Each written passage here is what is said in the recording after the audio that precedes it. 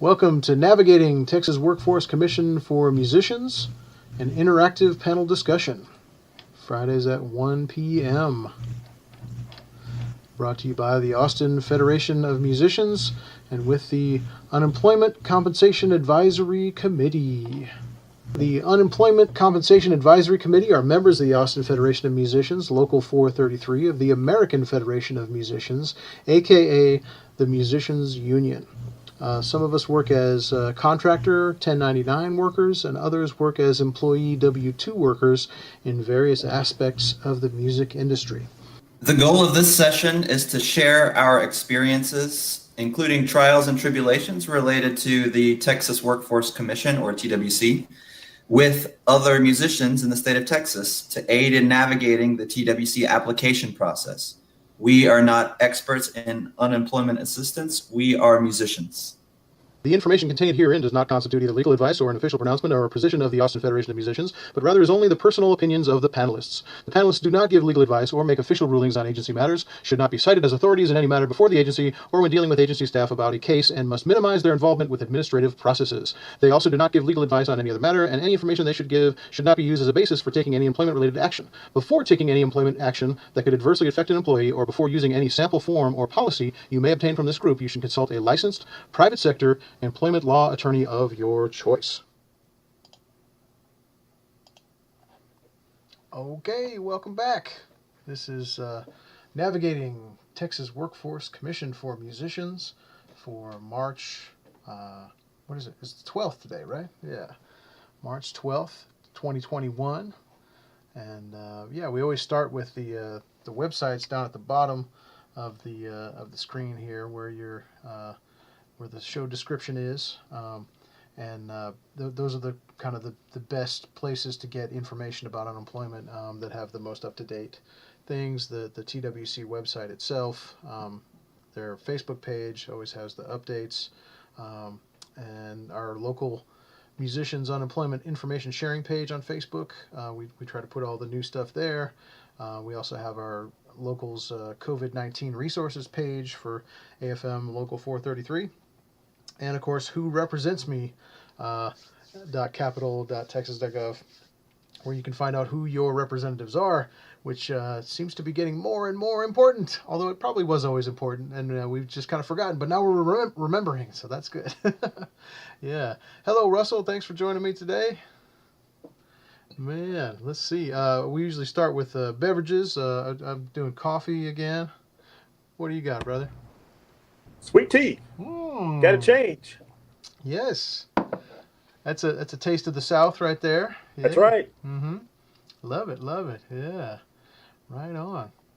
Well, gosh, I mean, we don't have tons of stuff to talk about today just because the big changes just happened. What do you know about the big thing in the news this week, Russell? The biggest thing is the stimulus, which you and I talked about last week, which I said it's going to pass.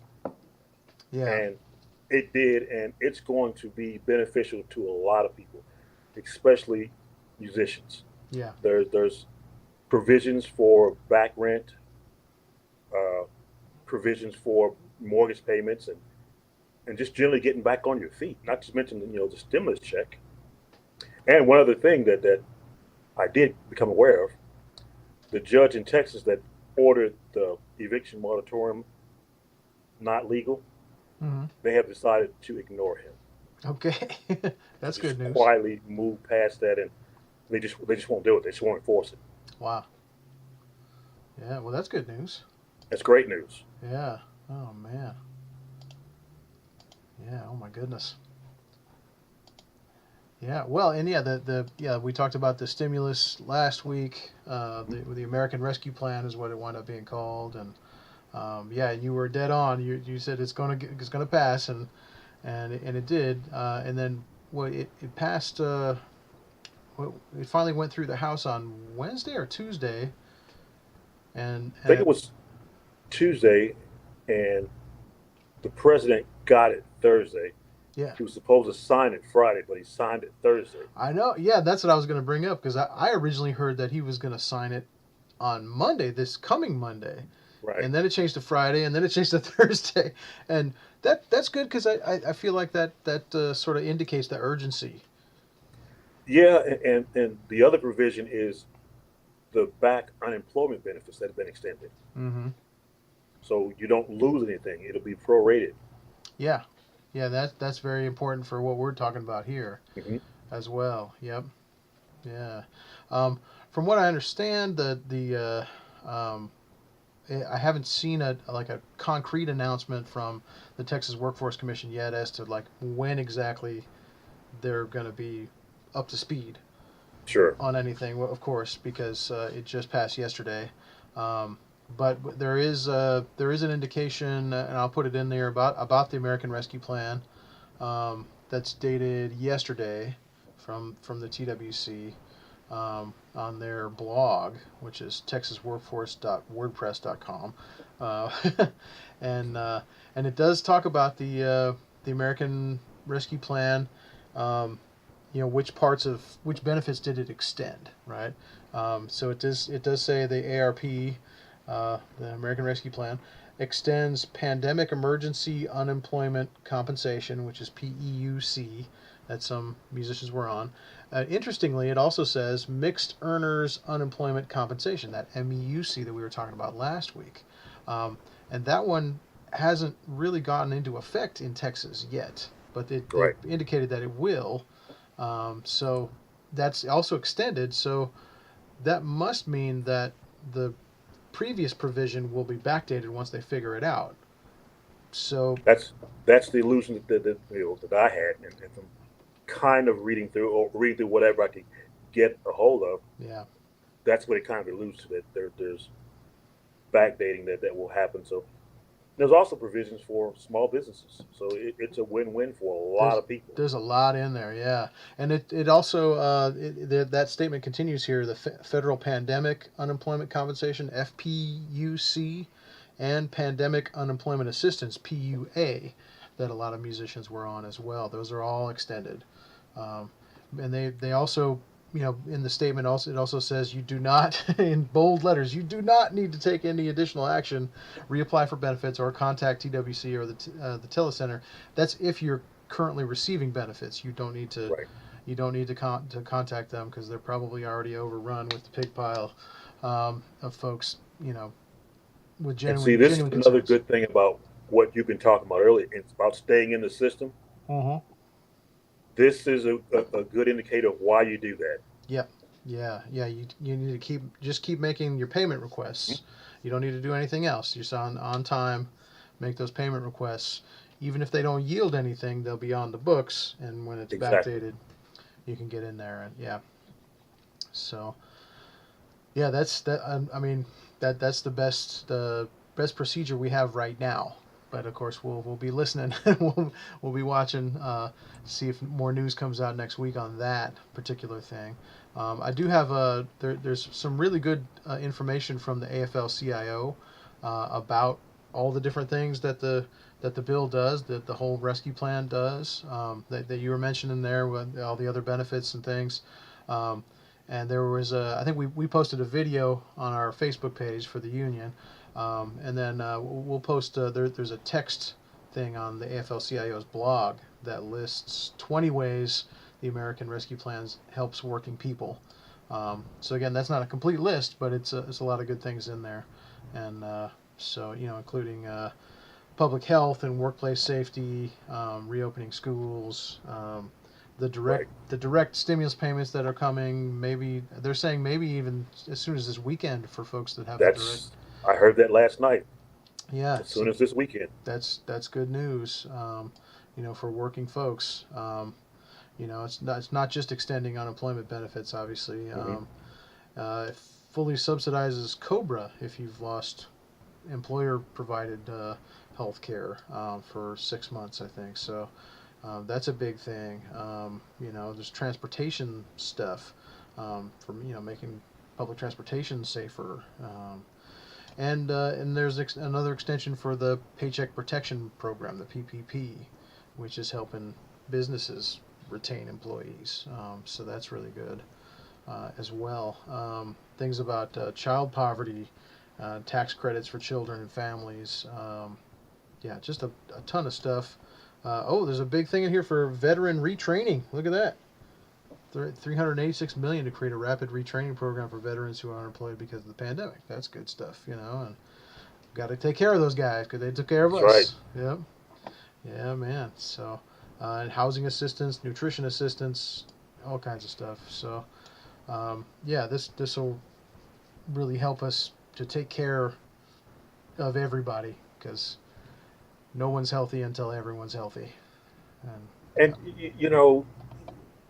the thing that is so fascinating about this is that the change at the top provoked all of this, Mm, which means we could have done this a long time ago. that's quite true. Yeah, yeah, yeah. A lot of this I stuff mean, could have been done. we had needless suffering going on. Hmm. Well, a lot of this stuff was in what was the act in the House, the Heroes Act. Yeah, That was last summer, the beginning of last summer, that died on the Senate floor or never made it to the Senate floor. It was just on the desk in the Senate, and they broke things out and got a few things through, but it didn't have this wide ranging scope. The really good thing for One of the really good things for us in our union as well is the pension relief aspect. That's gonna. It's not a bailout. A lot of folks are misunderstanding that. That's not a bailout for pensions at all. It's just another way to solidify the pensions. Other than what was happening before was there was a thing called the Pension Benefit Guaranty Corporation that would basically just take over your pension and reduce the benefits in order to keep it solvent.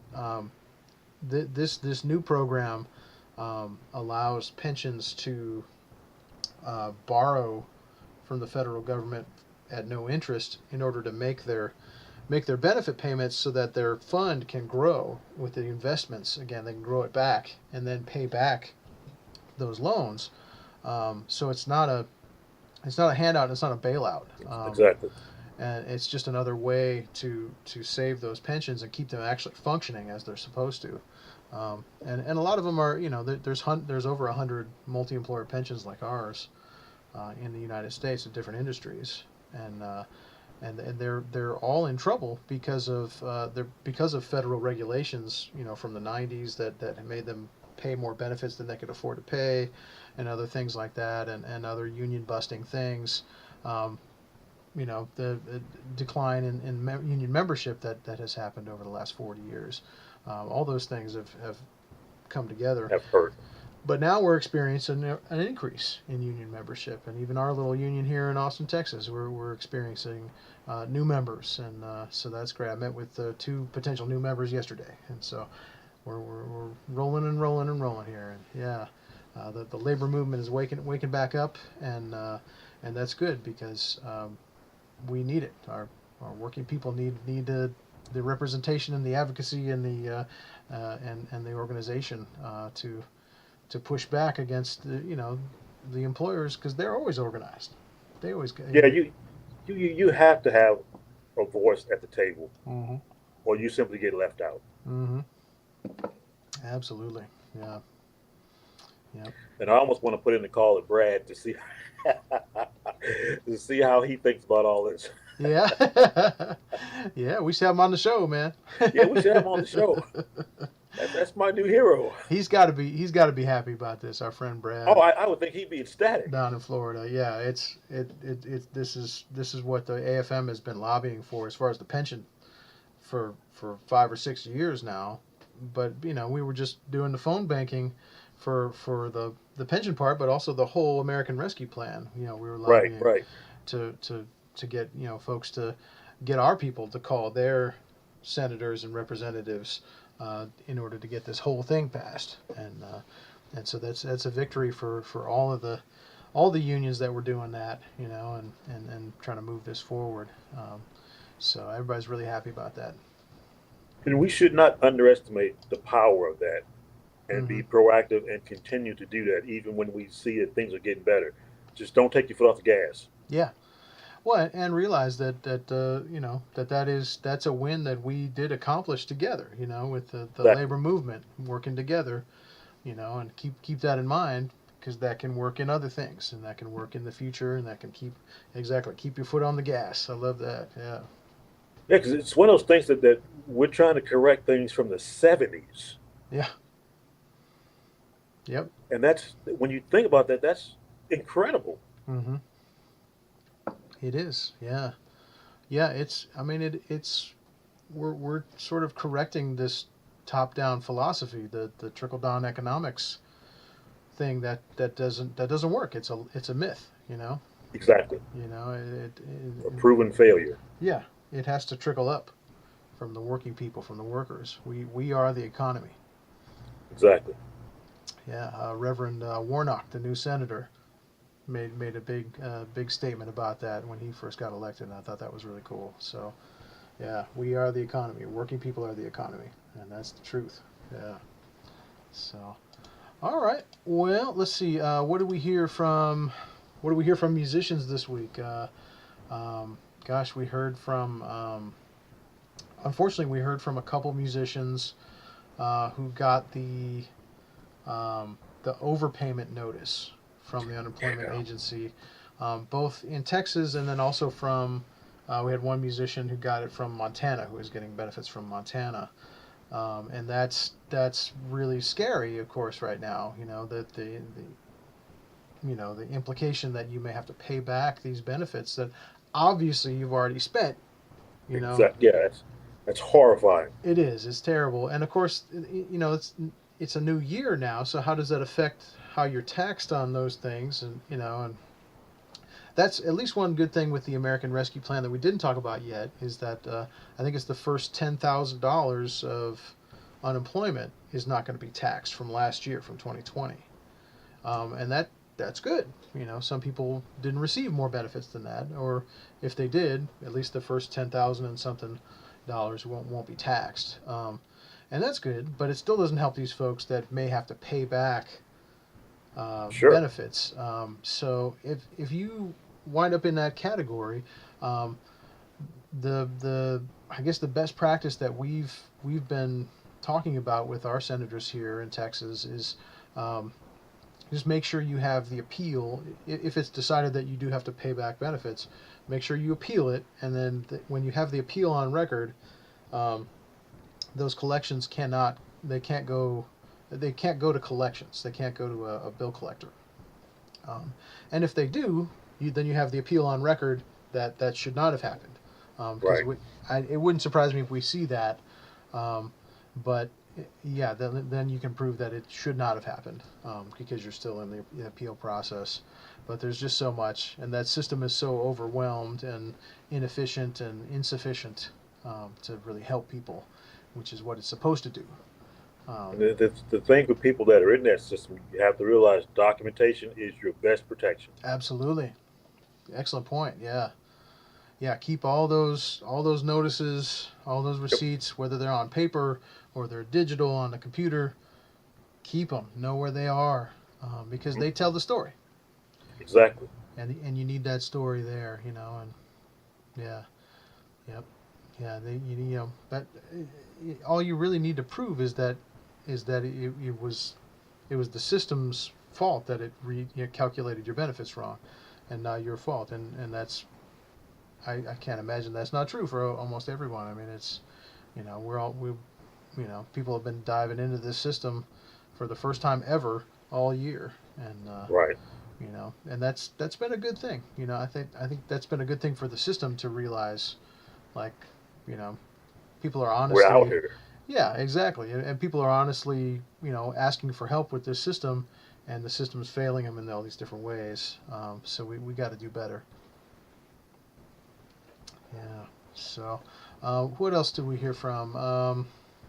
As far as unemployment, yeah, mostly just folks waiting for the extension to kick in this week, Sure. right? Which now we know is going to kick in. But we don't know when exactly that's going to get in there. So, yeah, just keep making the payment requests if you're in that position as well. We did talk to a musician a few weeks ago that was getting back into the system. We haven't yet heard how that's going for that musician yet, so we'll keep our ear to the ground there. And there is some advice at the on the top of the TWC website talking about unemployment after returning to work guidance, and that's if if you return to work and then lost work again and are on and are applying for unemployment. So there is some stuff right at the top of some news there. What does it say here? If it has been in 3 weeks or less since your last payment request, just request payment. But if it's been more than 3 weeks since your last payment request, then you have to apply for benefits again. So yeah, and that's something, just with your regular, if you're on unemployment, don't let it go more than 3 weeks without making that request. Right. There are things on the TWC website that make it sound like your payment request can be 3 weeks late, but that's not really the case. This is the second time I've seen it written like this, where it can't be more than 3 weeks since your last payment request. So that means if it's every 2 weeks and your payment request is more than a week late, then you're going to fall out of the system. So you got to stay on time with that, and that's, yeah, unfortunately the game we're playing right now. But yeah, so all right, man. Well, gosh, any other news? We had the mask mandate lifted in Texas this week as well. That's having far-reaching effects. Well, we're being sued here in Travis County. Yes, yeah, the county and the mayor and the county judge are being sued by the attorney general for not wanting to lift the mask mandate. Yeah, and his letter to them is, I mean, it's pretty comical. It just looks so juvenile. He's like, "I will sue you," in his letter. And it's like, what are we doing here? And yeah. Yes, it's yeah, you couldn't make this stuff up. Yeah. So I guess we'll see what happens with that. Have you had any experience with going out with places not requiring masks, or? I have not, and it's like nothing has changed. Mm-hmm. Around here, I was at the store yesterday, and it still said on the window, "Mask required." I believe all the grocery stores are have now. There was a little hesitation from a couple of them, but then they corrected that later on, and so they're all gonna keep requiring it. As to how they're gonna enforce it, we don't know, but yeah. Well, the thing that has kept businesses from just jumping off the ship is that they're afraid of litigation. There's no statute there that says they can't be sued yet. Yeah. So if you walk in there and somebody gives you COVID, you become gravely ill, they're afraid of litigation. If that can be seen to be traced back to that exposure or something, maybe there's and that fear is good for people, because they should maintain the safest environment that they can. It's good for the customers, but it's also good for the workers in those places. Yeah, absolutely, man. I did go on, when was that? On Wednesday night. I went out to a show. And one of our union brothers, I won't say where, but there was a show that I briefly stopped into and checked it out for a while. It was wonderful to see live music again.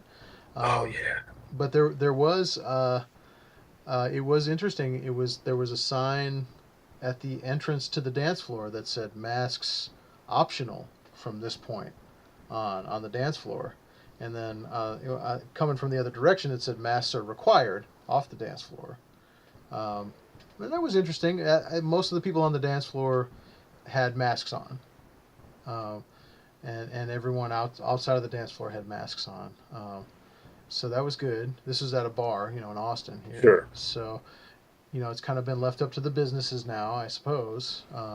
Although there's may or may not be something that applies in Travis and County and Austin, the city of Austin. But so I don't know. We'll see. But it looked like most people were just keeping the mask on, Yeah, that's all right, but that may change in the coming weeks, according to what happens. And yeah, We just don't know. we'll have to keep our eye on it.